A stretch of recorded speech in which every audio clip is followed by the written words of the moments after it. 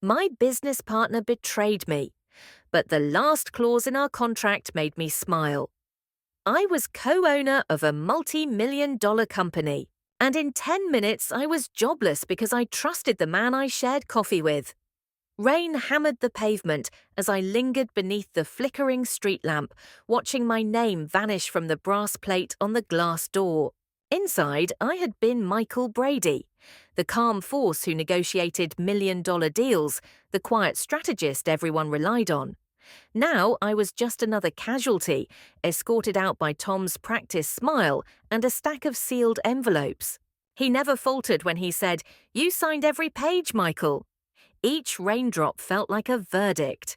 The lobby lights glowed through the downpour, but inside no one noticed me standing there in a soaked suit, holding a resignation letter I never meant to sign. I pressed my hand to the cold glass, tasting salt on my lips, and realizing how deeply I'd misread my partner.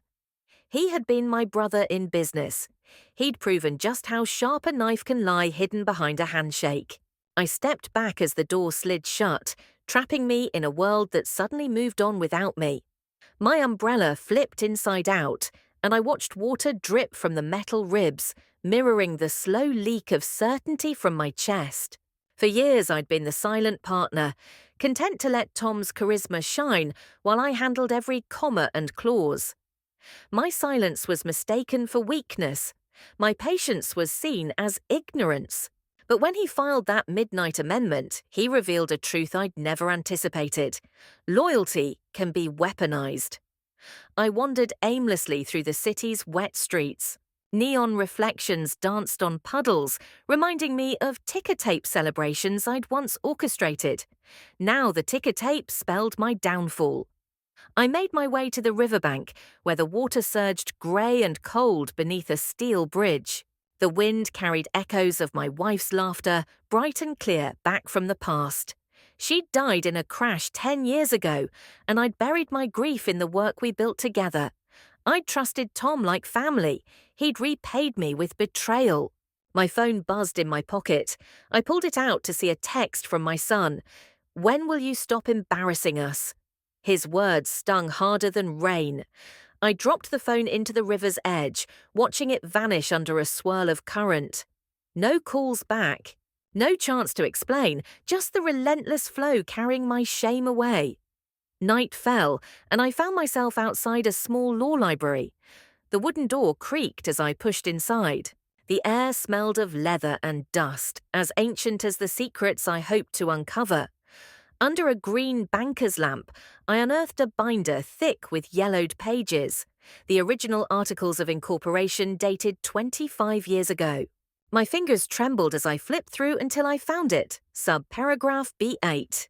In the event of a partner's unilateral removal, the removed partner retains veto power over any sale of assets for a period of 1 year. I remembered drafting that line on a sleepless night at my wife's insistence. She feared I trusted too easily. I'd laughed, sure I'd never need such a guardrail. Now that faint ink glowed like a lifeline. I tucked the binder under my arm and slipped out before the librarian could question me. Outside, the city lights blurred through the rain. Tom was already celebrating his victory. Press conferences, investor meetings, champagne flutes raised in his honor. No one expected resistance. No one saw the silent partner lurking in the shadows. I headed to a cafe where I'd once mentored a young associate named Eleanor. She was now a rising star at the firm. I found her working late over a single lamp. When I showed her the clause, her eyes widened. "This will stop them," she whispered. "But you need to file before midnight." I didn't hesitate. We gathered the paperwork, notarized documents, and a statement declaring my intent to exercise the veto. Eleanor submitted the injunction just as the courthouse closed its doors. I felt a flicker of something I thought lost, hope. By dawn, headlines splashed across every screen. "Silent partner strikes back, deal frozen by hidden clause." Tom's empire shuddered, investors pulled out, legal teams scrambled. I watched it all unfold from across the river, wrapped in a threadbare coat. The rain had turned to mist, and the water reflected a pale sunrise. I walked to an old riverside cafe, ordered a black coffee, and placed that battered binder behind the counter, open to subparagraph B8. I smiled, for the first time since my world collapsed, not out of vengeance, but because I remembered why I wrote that line, to protect my trust. And now, in the hush of morning, I was finally free. Rain had turned to sleet by the time I reached my apartment, if you could call it that. The rent-controlled studio felt cavernous, empty of warmth and full of echoes. I dropped my suit jacket on a chair, its lining still damp from the courthouse files. The leather briefcase with the binder sat on the desk, unopened. For once, I couldn't bring myself to look at it. I hadn't slept properly in days. Every time my eyelids closed, I saw Tom's smug grin as he signed the amendment that erased me. My son's voice haunted my thoughts. "When are you going to stop embarrassing us, Dad?" Shame weighed heavier than any legal setback. In the bathroom mirror, I barely recognized the gaunt man staring back. Pale cheeks, hollow eyes, silver at the temples I hadn't noticed before. I tried calling my old assistant, Marisol, someone I'd mentored from her first day as an intern. Her number went straight to voicemail. Then I texted a colleague who still remembered my work. "Need to talk. Please call." No response. Pride had taught me to stand silent. Now it punished me with isolation. By mid-morning, I left the apartment with no destination. The city felt alien, its rhythm mocking my uncertainty. I walked past empty storefronts and upscale boutiques where workers greeted each other with smiles I envied. At a newsstand, the papers screamed stories of Tom's triumphant press event. Brady era over, visionary leads solo. I scooped them off the rack, crumpled them in my fist, then let them flutter to the sidewalk. A taxi splashed past, water soaking the headlines into illegibility. I found myself on the steps of City Hall, remembering the day I'd celebrated my election to the board. I had felt unstoppable then. Now every stone looked like an accusation.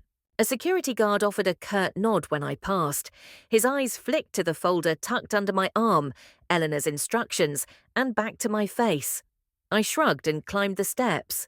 Inside, I sat on a marble bench and finally opened the binder. The original charter lay before me, crisp, official, and pregnant with possibility. I reread subparagraph B8, this time aloud. My voice echoed in the empty hallway. Unilateral removal grants veto power for 1 year. It sounded absurdly formal coming from my trembling lips. My hands shook as I traced the clauses, each comma a reminder of the countless late nights I'd spent drafting protections I never expected to deploy. I'd laughed with Tom over coffee, never imagining that same clause would become a weapon against him. Now I felt a flicker of determination spread through my chest. I closed the binder and looked around. Despite the grandeur of City Hall, the place felt strangely deserted. I counted my blessings. The courts were closed until morning, and Elena had everything in motion. For the first time since the betrayal, I felt less adrift. The clause, once a dusty line in a forgotten document, had become my lifeline. Leaving City Hall, I stumbled upon a small park where an old man fed pigeons. The man's face was weathered, hands gentle as he scattered crumbs.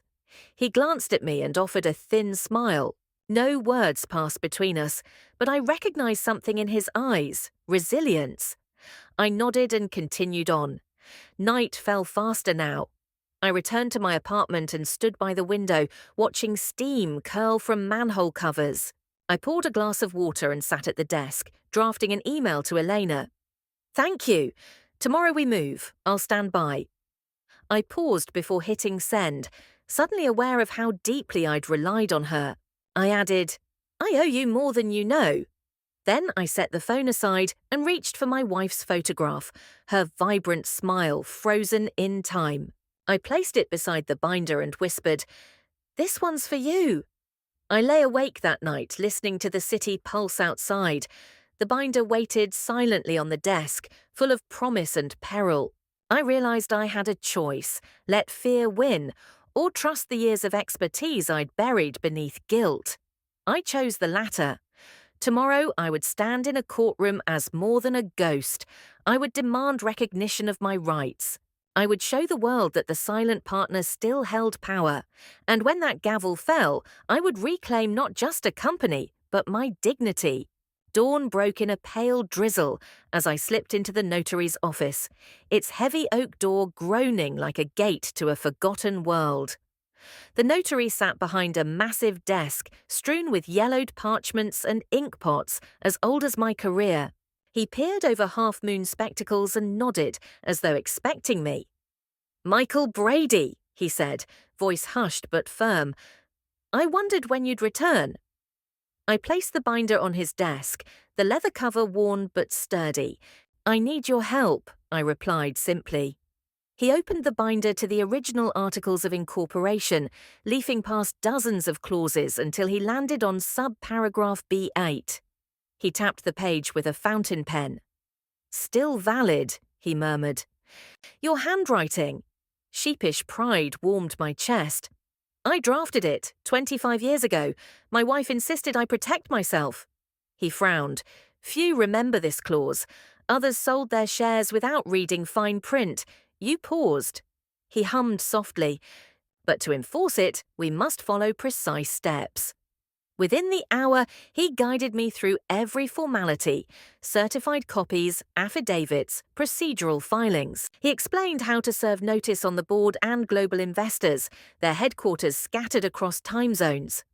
I listened intently, absorbing his every word like a student in his final exam. By midday, I carried 2 thick envelopes, one addressed to the company's legal department, the other to the lead investor in London. I folded them carefully, sealing them with wax imprinted by my signet ring, an echo of ceremonies long past. Each seal felt like a drumbeat in my chest, marking time until the moment of reckoning. On the street, the city rushed around me. Women in business attire clicked past, oblivious to the quiet storm gathering beneath my arm. Tourists snapped photos of the skyline, unaware that the fate of a multi-million-dollar company hinged on words typed decades ago. I felt the weight of every step, the gravity of trust and betrayal, inked into a clause most never read. Late afternoon found me outside a glossy high-rise where the global investors held their offices. The glass facade reflected the bruised sky. I handed the envelope to a security guard who scanned it with bored efficiency and buzzed me through. A receptionist glanced at the urgent stamp and ushered me into a waiting room adorned with abstract art. No fruit platter or branded coffee, just hushed formality.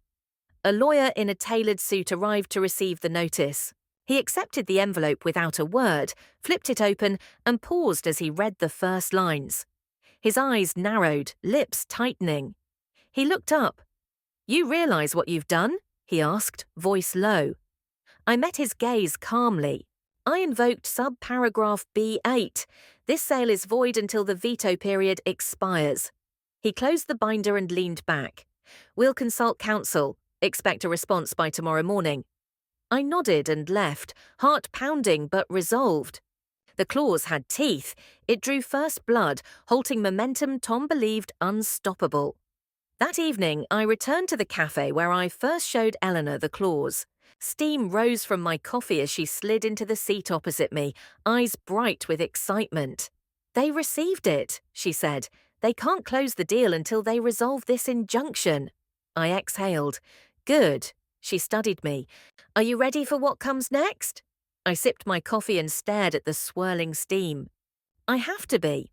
We spent hours planning the legal strategy for the next 48 hours, drafting witness affidavits, preparing for emergency hearings, lining up expert testimony on corporate governance. Every move had to be precise. Eleanor worked at lightning speed, her confidence a beacon in my storm. Night deepened outside, and I walked home under flickering street lamps. The damp air whispered of change. I felt something shift within me, an echo of the man I used to be, tempered by loss and sharpened by purpose. I realized that strategy was not merely a tool but my lifeline. Before bed, I sat at my desk and wrote a letter to my son. "I know I've failed you, but I'm fighting to restore what's rightfully ours. I hope you'll understand one day. I left it unsigned and set it atop the binder. As I finally lay down, exhaustion tugged at my eyelids. My last thought before sleep claimed me was of tomorrow's hearing, a chance to prove that silence, when armed with truth, can be the most powerful declaration of all. The sun rose weakly behind steel clouds as I stepped into the courthouse lobby, clutching the binder like a shield. Today was the emergency hearing, the moment when subparagraph B8 would face its greatest test. I paused at the grand staircase, its marble steps gleaming under chandelier light, and inhaled deeply. Every breath tasted of anticipation and dread. At the top of the stairs, I found Elena waiting in a sleek pantsuit, her expression a blend of determination and fatigue. She greeted me with a nod, then led me to a small antechamber where other lawyers paced. Their hushed conversations fell silent as I entered. I felt eyes on me, some curious, some dismissive. I reminded myself that I was no longer the powerless partner they'd cast aside. A court officer opened the door to the hearing room. We stepped inside together. The wooden benches were filled with legal teams representing Tom, the investors, and the company. At the far end, a judge's bench rose like a throne of justice. The judge, an imposing woman with silver hair pulled into a tight chignon, gazed down at us over her glasses. "Mr. Brady," she began, voice firm, "you petitioned to enforce subparagraph B8 of the Articles of Incorporation. Counsel, present your argument." Eleanor rose swiftly, the binder in her hand. She delivered a concise opening, how the clause was drafted decades ago, how it remained part of the Charter, and how the unilateral removal triggered the veto power. She referenced certified copies and service proof, all filed on time. Her tone was precise, unwavering. Then came the defense. Tom's lawyer, a man with a crisp haircut and perfectly pressed suit, stood and argued that corporate practice had evolved, that modern amendments superseded the old clause, and that Brady's removal voided his right. He spoke in legalese, weaving in case law and corporate doctrine. I watched from my seat, tension coiling in my chest like a spring. When the lawyer sat, I felt a tap on my shoulder. The judge was inviting me to speak. My heart thundered as I approached the podium, the binder open before me. I cleared my throat. "Your Honour," I began, voice calm but resonant. "Subparagraph B8 is not an obsolete footnote. It was deliberately inserted to guard against the very scenario I now face." I traced the lines with my fingertip as though they were a map. My wife insisted on this clause. She knew how easily trust could be broken. A murmur rippled through the gallery. I continued. "Tom exercised a silent coup with midnight amendments, erasing my name without warning. But the Charter, this document, remains supreme. It binds all parties, present and future." I looked up at the judge. "I seek not revenge, but recognition of rights I helped create. Enforce this clause and justice will be served." Silence followed my words. Even the hum of the air conditioner seemed to pause. The judge glanced down at her notes, then at Eleanor and me. She tapped her gavel. "I will issue a ruling before the close of business. Until then, all proposed transactions are stayed." The words felt heavy, final. As we exited the courtroom, Eleanor exhaled a breath I didn't realize she'd been holding. She smiled briefly, a small victory in a sea of uncertainty.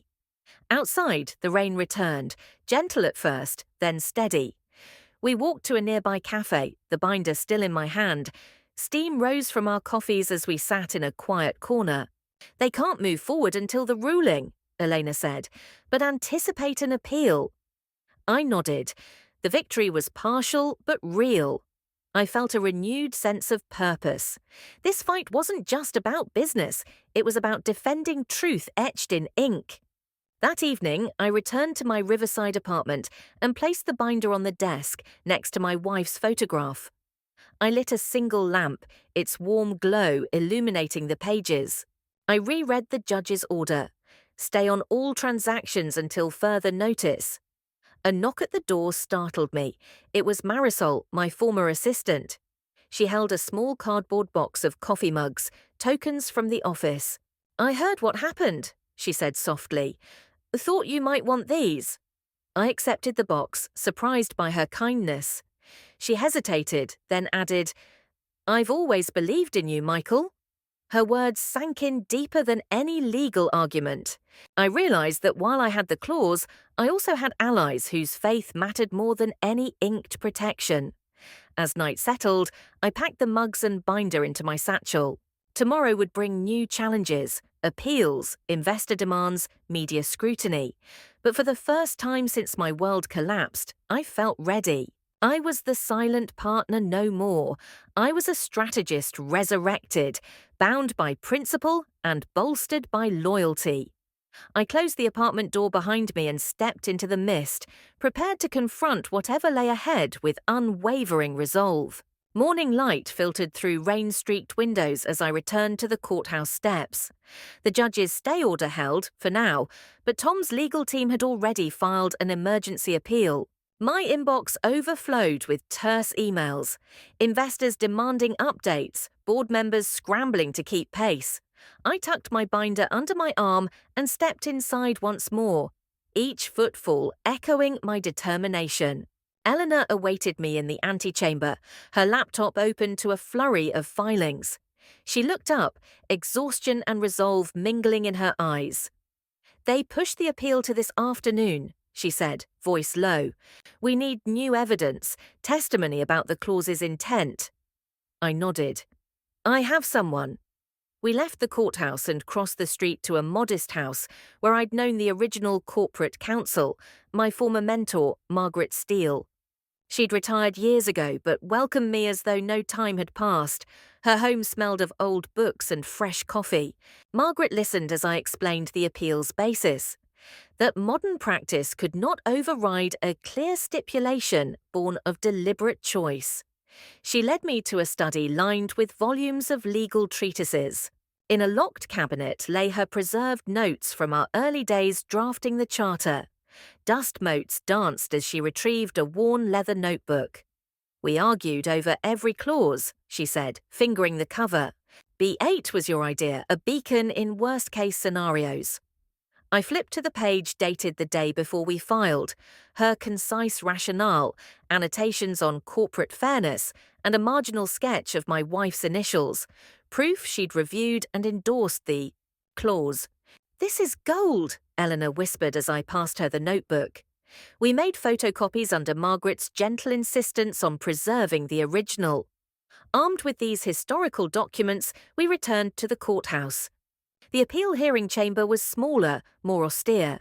A panel of 3 judges assembled, their expressions unreadable.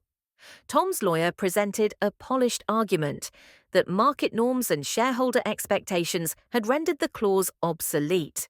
He spoke of governance trends and implied that Brady's fight hindered progress. When it was our turn, Eleanor entered Margaret's notes into evidence. I stood and addressed the panel directly. "These annotations illustrate the clause's deliberate purpose to protect any partner from sudden expulsion and prevent hostile takeovers without recourse." I paused, letting the weight of the notebook in. Eleanor's hands underscore my words. It was designed for this precise situation. A hush fell. One judge brushed her pen thoughtfully. Another exchanged a glance with her colleague. After closing statements, the judges retired.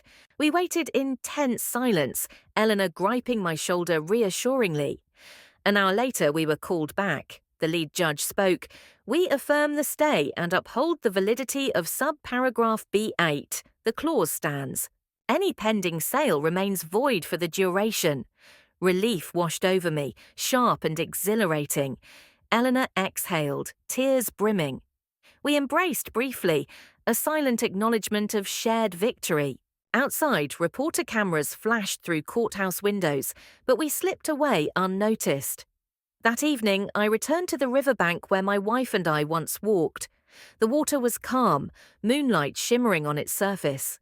I sat on a bench, clutching Margaret's notebook and my binder, and felt a profound sense of gratitude. The clause had not only halted Tom's scheme, but reminded me of the values I nearly discarded. I drafted a final notice to the board, reaffirming my rights, proposing mediation, and extending an olive branch should Tom choose reconciliation over continued conflict. I sealed it with determination rather than vengeance. Back at my apartment, I placed Margaret's notebook beside my wife's photograph and the binder. I poured a glass of whiskey, old, smoky, and honest. I raised it to the photograph and whispered, "We did it." Then I drank, savouring the warmth as it spread through me.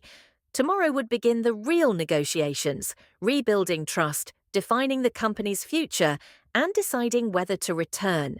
But for tonight, I allowed myself to rest, knowing I had defended not just a contract clause, but the integrity it represented. Dawn broke crisp and clear as I walked toward the company's headquarters, this time as an invited guest to mediation talks. Reporters lined the plaza, cameras trained on the glass facade. I took a deep breath, adjusted my jacket, and stepped onto the red carpet of scrutiny. Inside, Tom waited in the grand lobby, his expression a mixture of relief and apprehension. He approached with measured steps. Our eyes met, no words yet, just the shared history and fresh victories pulsing between us. He extended a hand. I hesitated, then clasped it firmly. In the boardroom, investors, legal teams, and senior executives gathered around a massive oak table. Banners displaying the company logo draped the walls. Eleanor sat beside me, a silent pillar of strength. Tom took the seat opposite. The mediator, a seasoned arbitrator, called the meeting to order. "I propose we honour the clause's intent and negotiate a path forward," I began. "I never sought to destroy, only to protect what we built. My offer: reinstatement as senior counsel with oversight powers, a public acknowledgement of the clause's role, and a revised governance charter ensuring transparency." Tom listened, jaw clenched. When I finished, he leaned forward. "I misjudged you," he admitted, voice low. "I saw only opportunity, not the man who built this with me. I'm sorry." His apology felt fragile but sincere.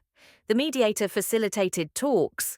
We hashed out details, restructuring the board, creating an advisory council, implementing regular reviews of corporate amendments. Each concession choreographed trust building. By midday, the framework was agreed upon, investors signed off, and media outlets buzzed with headlines of reconciliation and renewed vision. As we concluded, the mediator asked if there were any final remarks. Tom and I exchanged a glance. He spoke first. "Michael, you taught me that loyalty is earned, not assumed. Thank you." Then I added, "And you reminded me that even the best clauses require human honor to uphold their spirit." We stood, and the room erupted in polite applause. Cameras flashed, capturing the handshake that once again united us. I felt a rush of emotion, pride, relief, and a touch of anticipation for the work ahead. Later, I walked with Elena to the Riverside Cafe. The binder and notebook rested in my satchel. She smiled. "You did more than win a clause, you saved the company's soul." I nodded, gaze drifting to the water. That evening, back at home, I sat at my desk and opened a fresh journal. I wrote a letter to my son, explaining my journey, asking for his forgiveness, and inviting him to visit the office, no longer as a spectator, but as someone proud of his father's legacy. I signed it simply, Dad. I placed the letter in an envelope and set it by the door. Tomorrow I would deliver it. Tonight I poured one last glass of whiskey and raised it to my wife's photograph, Margaret's notebook, and the binder open to sub-paragraph B8. In the soft lamplight I whispered, "We made it through."